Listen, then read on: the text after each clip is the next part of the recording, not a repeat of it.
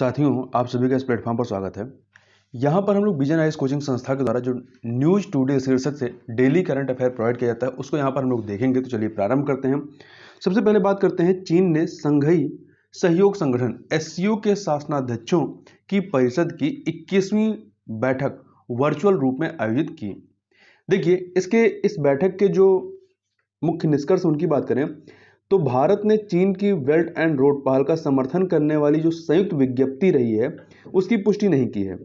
भारत ने ईरान के चाबहार बंदरगाह तथा अंतर्राष्ट्रीय उत्तर दक्षिण परिवहन गलियारे INSTC के माध्यम से अधिक व्यापार का समर्थन किया है। यदि बात करें अंतर्राष्ट्रीय उत्तर दक्षिण परिवहन गलियारे की, तो यह एक मल्टी मॉडल परिवहन गलियारा है।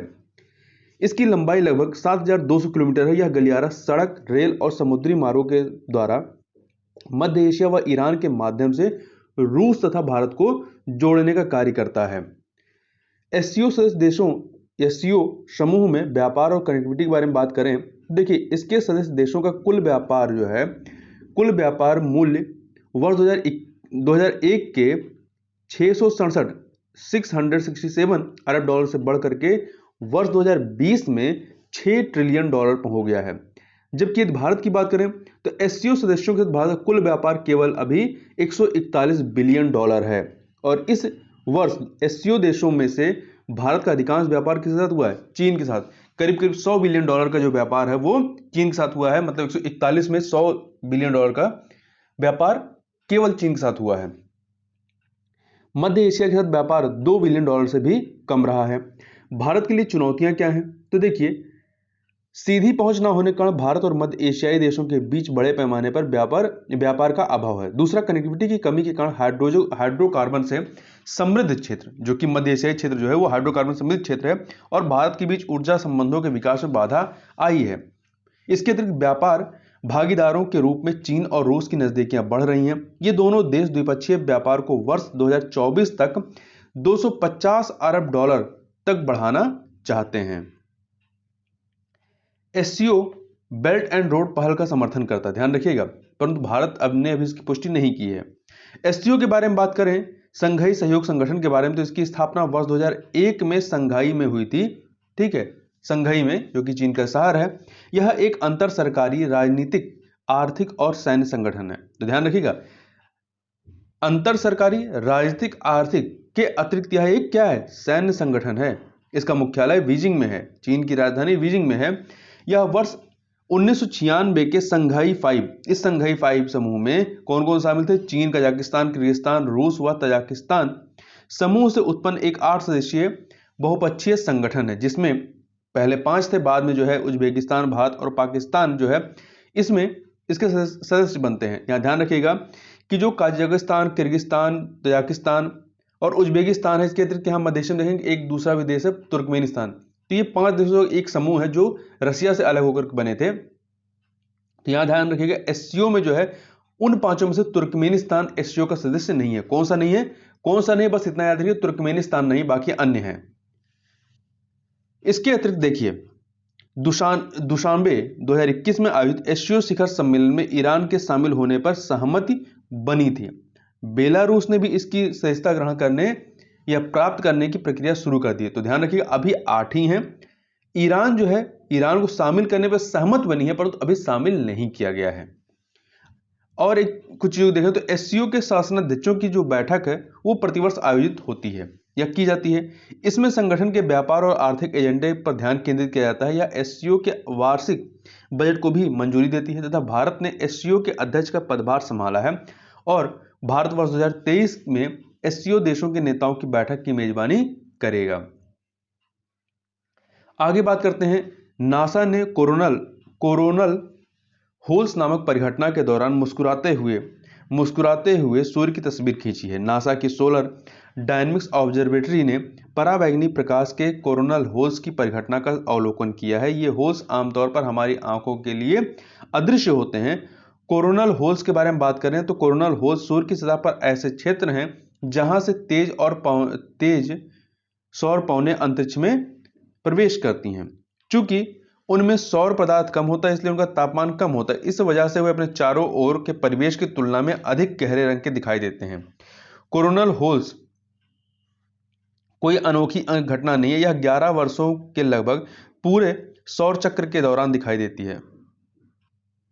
यह 11 वर्षों के लगभग पूरे सौर चक्र के दौरान दिखाई देती है। ये कोरोनल होल्स पृथ्वी पर सौर तूफान का कारण बन सकते हैं क्योंकि वे सौर पवनों की एक जटिल धारा उत्सर्जित करते हैं।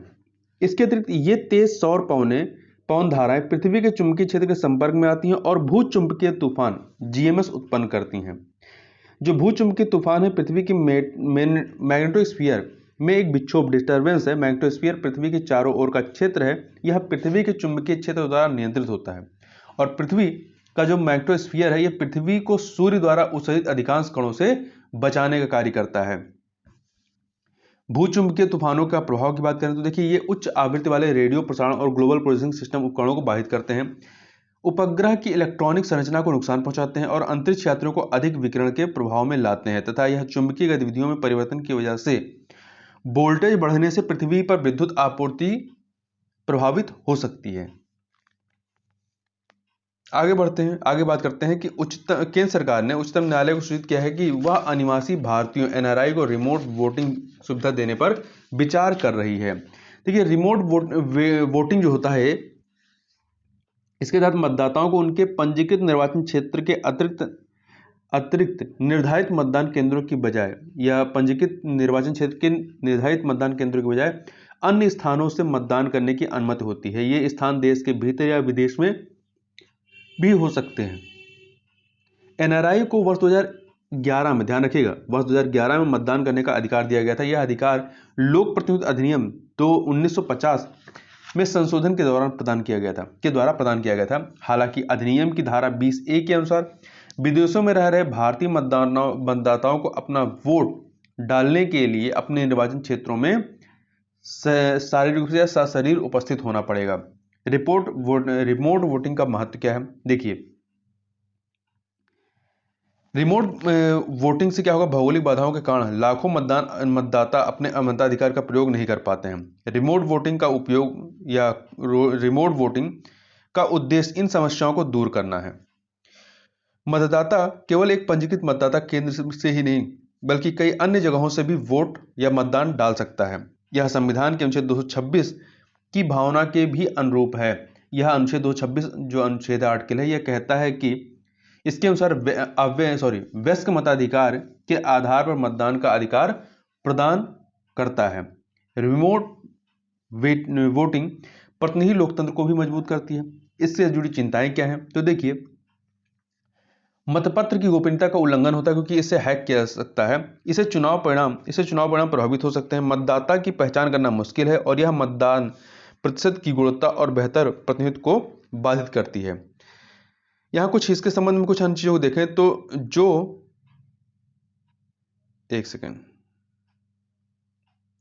मतदान के अन्य प्रणालियों के बारे में बताया गया है। तो देखिए जैसे कि प्रॉक्सी वोटिंग होता है, ये वर्ष 2003 में शुरू किया गया था। इसके तहत एक पंजीकृत मतदाता अपना मताधिकार किसी प्रतिनिधि को सौंप सकता है। देखिए केवल वर्गीकृत सेवा मतदाता को ही इसकी अनुमति है। इनमें सशस्त्र बल, सीमा सुरक्षा बल, केंद्रीय रिजर्व पुलिस बल, केंद्रीय औद्योगिक सुरक्षा बल, जनरल इंजीनियरिंग रिजर्व फोर्स और सीमा सड़क संगठन के सदस्य शामिल हैं। इलेक्ट्रॉनिक रूप से प्रेषित पोस्टल बैलेट सिस्टम की बात करते हैं तो इसमें मतदान पत्र को इलेक्ट्रॉनिक माध्यम से मतदाताओं को प्रेषित किया जाता है। इनमें सशस्त्र बलों के सदस्य, पुलिस जो राज्य के बाहर सेवारत हो, भारत के बाहर नियुक्त सरकारी कर्मचारी और उनके या उनकी पत्नी निवारक निरोध के तहत रखे गए लोग, विशेष अदालत जैसे भारत के राष्ट्रपति, उपराष्ट्रपति आदि शामिल हैं। ठीक है, ये शामिल हैं।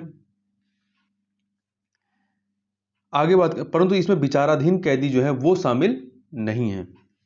उत्तर प्रदेश में देश के सबसे बड़े डेटा सेंटर का उद्घाटन किया गया। इसके बारे में बात करें तो उत्तर भारत का पहला हाइपर स्केल डेटा सेंटर योद्धा, जिसका नाम क्या है, याद रखिएगा, योद्धा D1। ये क्या है? ये हाइपर स्केल डेटा सेंटर है। इसे ग्रेटर नोएडा में स्थापित किया गया है। इस सेंटर के निर्माण में 5,000 करोड़ रुपए की लागत आई है। यह डेटा सेंटर देश की वर्तमान डेटा स्टोरेज क्षमता को 2% या उसमें 2% की वृद्धि करेगा। भारत में विश्व के 650 मिलियन इंटरनेट उपयोगकर्ता होने के कारण या होने के बावजूद भी डेटा स्टोरेज की इतनी कम क्षमता है। ये उपयोगकर्ता कुल वैश्विक डेटा के 20% का उपयोग करता है।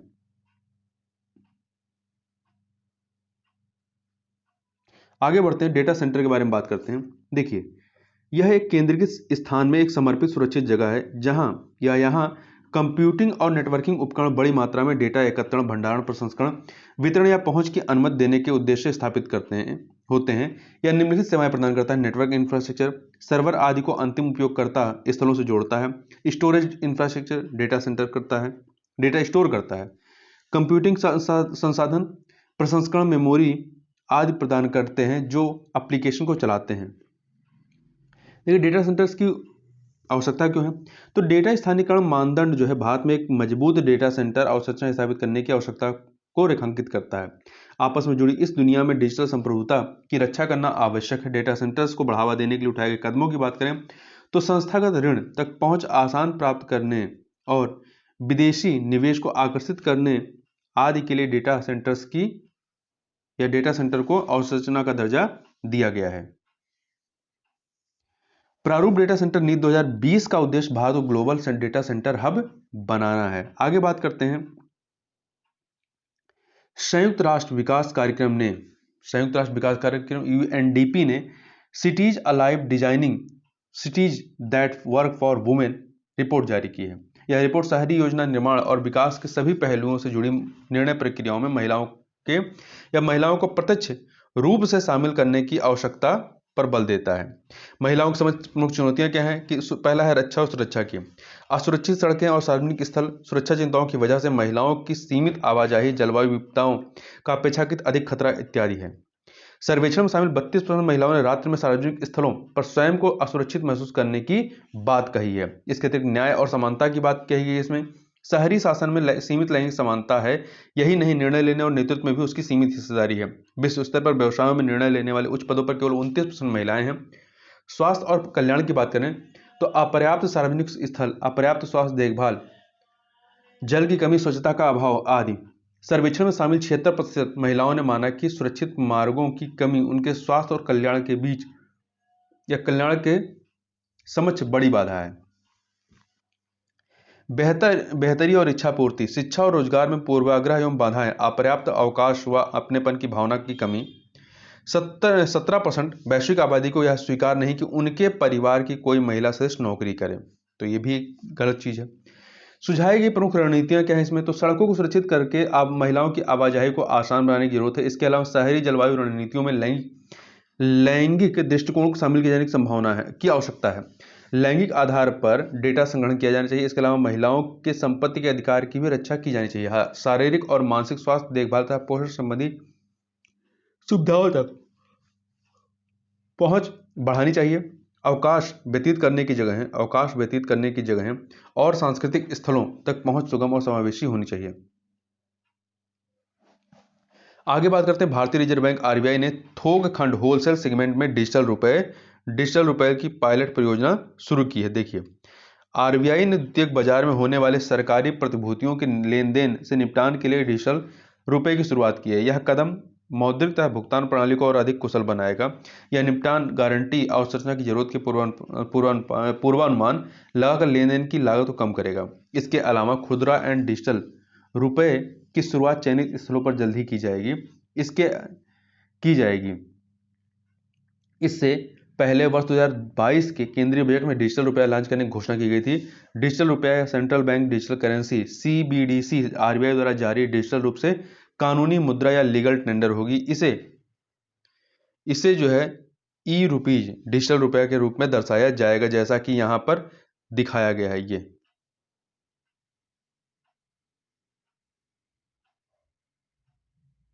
आगे बढ़ते हैं। यह देखिए, यह एक संप्रभु मुद्रा के समान होगी जो डिजिटल करेंसी है। यह फिएट मुद्रा जैसे कि भारतीय रुपया, अमेरिकी डॉलर के समान है। इसका फिएट मुद्रा के साथ विनिमय किया जा सकता है। यह जो है परिवर्तनीय भी है। सीबीडीसी की बात करें अर्थात डिजिटल रुपया या सेंट्रल बैंक डिजिटल करेंसी की बात करते हैं तो ये इसको दो प्रकारों में वर्गीकृत किया जा सकता है। पहला है खुरदुरा खुरदुरा रुपया, यह लगभग सभी के उपयोग के लिए उपलब्ध होगी। और थोक थोक रुपया, सॉरी, ये जो यहाँ पर है वो खुदरा, ये रिटेल को, आर रिटेल को रिप्रेजेंट कर रहा है, और यहाँ पर डब्ल्यू जो है ये होलसेल को रिप्रेजेंट कर रहा है। यह केवल चुनिंदा वित्तीय संस्थानों के लिए उपलब्ध होगी। आगे बात करते हैं डिजिटल रुपए के लाभ के बारे में। यह बैंकों के बीच के बाजार को और अधिक कुशल बनाएगा। यह डिजिटलीकरण को बढ़ावा देने और कम नकदी वाली अर्थव्यवस्था के लक्ष्य को हासिल करने में मदद करेगा। वित्तीय समावेशन को बढ़ावा देगा। भौतिक नकद प्रबंधन में शामिल परिचालन लागत में कमी लाएगा, तथा सीबीडीसी की ऑफलाइन सुविधा दूरदराज के स्थानों के लिए भी लाभदायक सिद्ध होगी। आगे बढ़ते हैं। जो खबरें सुर्खियों में रही हैं उसमें पहला है विधायकों व सांसदों की तत्काल निरर्हता के बारे में, डिस्क्वालिफिकेशन के बारे में। हाल ही में उत्तर प्रदेश विधानसभा के एक सदस्य जो कि सपा के विधायक रहे हैं, आजम खान जी, इनको 2 वर्ष से अधिक समय के लिए सजा दी जाने के बाद स्वतः निरर्हता का सामना करना पड़ा है। उच्चतम न्यायालय ने लिली थॉमस बनाम भारत संघवाद, लोक प्रहरी बनाम भारत संघवाद के साथ में एक फैसला सुनाया था। इस फैसले के अनुसार कोई भी सांसद या विधायक जिसे किसी अपराध के लिए दोषी ठहराते हुए न्यूनतम 2 वर्ष की सजा दी गई हो, सुनाई गई हो, तत्काल प्रभाव से संबंधित सदन का सदस्य नहीं रह जाएगा। ध्यान रखिएगा, 2 वर्ष या 2 वर्ष से अधिक की बात की गई है। इससे पहले लोक प्रतिनिधित्व अधिनियम के तहत दोषी सांसदों विधायकों को उच्च न्यायालय में अपील करने तथा दोषसिद्ध और सजा पर रोक लगाने के लिए 3 माह के समय की अनुमति थी। इसलिए सिद्ध दोष सदस्य सभी उपलब्ध न्यायिक विकल्पों का इस्तेमाल करने तक सदन का सदस्य बने रहते थे। आगे बात करते हैं दूरसंचार और नेटवर्किंग उत्पादों के लिए उत्पादन से संबंध प्रोत्साहन योजना के बारे में, या पीएलआई योजना के बारे में। संचार मंत्रालय ने इस योजना के तहत 42 कंपनियों को मंजूरी प्रदान की है। सरकार ने वित्त वर्ष 2022-23 के केंद्रीय बजट में दूरसंचार और नेटवर्किंग उत्पादों के लिए डिजाइन आधारित पीएलआई योजना की घोषणा की थी। इस कदम का उद्देश्य एक मजबूत घरेलू मूल्य श्रृंखला का निर्माण करना है। इस योजना के तहत भारत में डिजाइन और निर्मित उत्पादों के लिए मौजूदा प्रोत्साहनों के अलावा 1% का अतिरिक्त प्रोत्साहन भी प्रदान किया जाता है। यह योजना जो है घरेलू और वैश्विक कंपनियों से सूक्ष्म, लघु और मध्यम उद्यमों एमएसएमई तथा गैर एमएसएमई दोनों के लिए खुली है। इस योजना के तहत एमएसएमई के लिए 10 करोड़ रुपए और गैर एमएसएमई के लिए 100 करोड़ रुपए की निवेश सीमा की आवश्यकता है। इसमें भूमि और भवन लागत शामिल नहीं है। Lab grown diamonds LGD sector के बारे में बात करें तो वाणिज्य एवं उद्योग मंत्रालय ने एलजीडी लैब ग्रोन डायमंड, जो ऐसा डायमंड जो लैब में बनाया जाए, क्षेत्र को समर्थन देने के लिए गुजरात सरकार की प्रशंसा की है। देखिए, जो लैब ग्रोन डायमंड्स हैं इसको माइक्रोवेव चैम्बर में रखे कार्बन सीड्स से विकसित किया जाता है। यह एक चमकदार प्लाज्मा बॉल में अत्यधिक गर्म किया जाता है। उसके बाद में इस प्रक्रिया में ऐसे कणों का निर्माण होता है जो कुछ सप्ताह में हीरे में क्रिस्टलीकृत हो जाते हैं। एलजीडी लैब ग्रोन डायमंड्स के वैश्विक उत्पादन में भारत की हिस्सेदारी लगभग 15% है। एलजीडी 2 प्रकार के होते हैं, लैब ग्रोन डायमंड्स 2 प्रकार के होते हैं। पहला है सीबीडी अर्थात रासायनिक वाष्प अपघटन, दूसरा है एचपीएचटी उच्च दबाव उच्च तापमान। भारत विशेष रूप से सीबीडी तकनीक में कुशल और अग्रणी है। ठीक है, यह हीरे के सबसे शुद्ध प्रकार के रूप में प्रमाणित किया गया है। आगे बात करते हैं भारतीय चिकित्सा एवं होम्योपैथी भेषज संहिता आयोग के बारे में। तो देखिए, भारतीय चिकित्सा एवं होम्योपैथी भेषज संहिता आयोग विश्व स्वास्थ्य संगठन दक्षिण पूर्व एशिया के क्षेत्रों के सहयोग से एक प्रशिक्षण कार्यक्रम का आयोजन कर रहा है। इसका उद्देश्य पारिवारिक उत्पादों की गुणवत्ता बनाए रखना है। भारतीय चिकित्सा एवं होम्योपैथी भेषज संहिता आयोग आयुष मंत्रालय के तहत एक अधीनस्थ कार्यालय के रूप में कार्य करता है। यह सोसाइटी पंजीकरण अधिनियम 1860 के तहत पंजीकृत है। इसका उद्देश्य भारतीय चिकित्सा और होम्योपैथी प्रणालियों के सूत्रण के लिए भेषज संहिताओं को विशाल करना है। साथ ही भारतीय चिकित्सा और होम्योपैथी प्रणालियों के लिए केंद्रीय औषधि परीक्षण सह अपीलीय न्याय प्रयोगशाला के रूप में भी कार्य करता है। यहाँ ध्यान दीजिएगा, भारतीय भेषज संहिता आयोग स्वास्थ्य और परिवार कल्याण मंत्रालय के तहत एक स्वायत्त संस्थान है। यह भारतीय चिकित्सा एवं होम्योपैथी भेषज संहिता आयोग से भिन्न है। यह रोगों के उपचार के लिए आवश्यक दवाओं के मानकों को विनियमित करने मानकों को नियमित रूप से अपडेट करता है। यह रोगों के उपचार के लिए आवश्यक दवाओं के मानकों को नियमित रूप से अपडेट करता है। आगे बात करते हैं केसर की। केसर, कश्मीर में केसर उत्सव का आयोजन किया जा रहा है। केसर के बारे में बात करें तो यह एक 12 मासी जड़ी बूटी है जो कि दुनिया का सबसे महंगा मसाला है। इसका उपयोग स्वाद और रंग के लिए औषधीय व दवा उद्योग में किया जाता है। इसका उत्पादन कश्मीर की अच्छी जल निकासी वाली करेबा मिट्टी पर किया जाता है। यह इसे 1500 से 2000 मीटर की ऊंचाई पर उगाया जाता है। केसर उत्पादन में ईरान के बाद भारत के पास दूसरा सबसे बड़ा क्षेत्र है। भारत केसर के कुल वैश्विक उत्पादन का लगभग 7% जो है 7% की हिस्सेदारी रखता है। कश्मीर घाटी की केसर विरासत तथा खेती को खाद्य और कृषि संगठन FAO की वैश्विक कृषि विरासत प्रणाली के रूप में मान्यता प्राप्त है। केसर को वर्ष 2020 में भौगोलिक संकेतक GI टैग प्रदान किया गया था। आगे बात करते हैं ग्लोबल क्लाइमेट ऑब्जर्विंग सिस्टम के बारे में। तो यह प्रणाली वायुमंडल, भूमि और महासागर के वैश्विक जलवायु पर्यवेक्षणों की स्थिति का नियमित रूप से आकलन करती है, साथ ही इनमें सुधार के लिए मार्गदर्शन भी प्रदान करती है। इसके सह संयोजक में शामिल हैं विश्व मौसम विज्ञान संगठन WMO, संयुक्त राष्ट्र शैक्षिक संगठन और सांस्कृतिक संगठन यूनेस्को का अंतर सरकारी समुद्र विज्ञान आयोग, संयुक्त राष्ट्र पर्यावरण कार्यक्रम तथा अंतर्राष्ट्रीय विज्ञान परिषद। तो ये जो है ये ग्लोबल क्लाइमेट ऑब्जर्विंग सिस्टम के प्रायोजक हैं या कह सकते हैं घटक हैं। आक्रामक प्रजातियों के बारे में बात करें तो देखिए सेना स्पेक्टेविलिस नामक वृक्ष जो है यह जो है एक वृक्ष की प्रजाति है। यह तमिलनाडु के मुदुमलाई टाइगर रिजर्व के बफर जोन में तेजी से अपना विस्तार कर रही। इस वृक्ष को दक्षिण और मध्य अमेरिका से एक सजावटी प्रजाति था जलाऊ लकड़ी के रूप में इस्तेमाल करने के लिए भारत लाया गया था। एक आक्रामक प्रजाति ऐसी प्रजाति होती है जो एक नए परिवेश जहां का यह मूल निवासी नहीं है में पारिस्थितिक या आर्थिक नुकसान का कारण बनती है। आक्रामक प्रजातियों से जुड़े तथ्यों की बात करें तो यह भारत के जैव विविधता से संपन्न क्षेत्रों पर भी प्रतिकूल प्रभाव डालता है। भारत आक्रामक प्रजातियों के कारण होने वाले आर्थिक नुकसान के मामले में विश्व में दूसरे स्थान पर है। वन्यजीव संरक्षण संशोधन विधेयक 2021 में में आक्रामक विदेशी प्रजातियों के लिए एक विनियामक ढांचा प्रस्तुत किया गया है। आगे बात करते हैं एक्सिलोफेनाक, महत्वपूर्ण याद रखिएगा।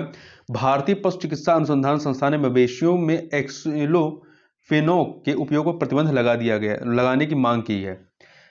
एक्सिलोफेनाक एक पशु चिकित्सा दर्द निवारक दवा है।